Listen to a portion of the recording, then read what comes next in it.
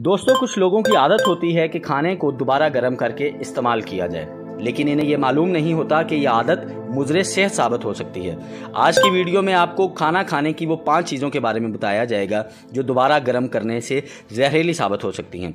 तो वीडियो को मुकम्मल देखें। पसंद आने की सूरत में लाइक और शेयर ज़रूर कीजिएगा।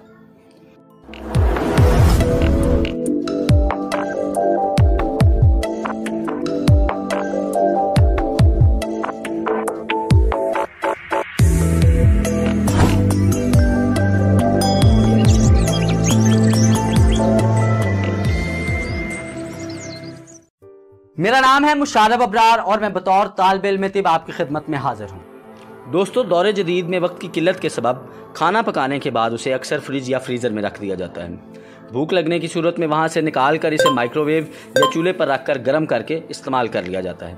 लेकिन क्या आप जानते हैं कि कुछ अमूमी अशिया खुराक ऐसी भी हैं जिन्हें पकाने और फ्रीज़ करने के बाद दोबारा इस्तेमाल करके खाना इंतहाई मुज़रे सेहत साबित हो सकता है, और हमें चाहिए कि वो अशिया जो दोबारा गर्म करने से मुज़रे सेहत साबित हों उनको इस्तेमाल करने से एहतियात बरती जाए। और दोस्तों, इन 5 अशिया में सरे फहरिस्त है आलू। जी हाँ, सेहतमंद रहने के लिए ज़रूरी है कि ग़िज़ाओं को अच्छे तरीके से इस्तेमाल किया जाए। आलू बहुत से लोगों को पसंद हैं। इनके बारे में आम तासर यही है कि आलू जल्दी पकाए जा सकते हैं और इन्हें महफूज करने के बाद दोबारा गर्म करके खाया भी जा सकता है, लेकिन दर हकीकत ऐसा नहीं।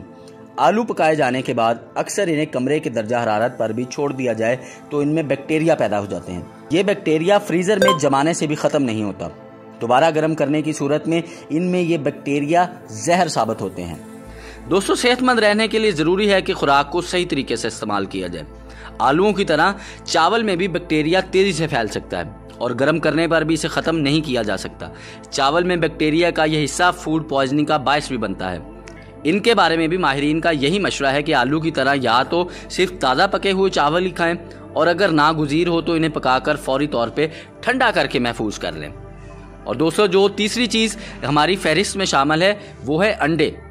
दोस्तों, अंडे प्रोटीन हासिल करने का एक अहम ज़रिया है, लेकिन उबले हुए, तले हुए या आमलेट में बनाए हुए अंडों को दोबारा गर्म करना इंतहाई मुज़रे सेहत साबित होता है।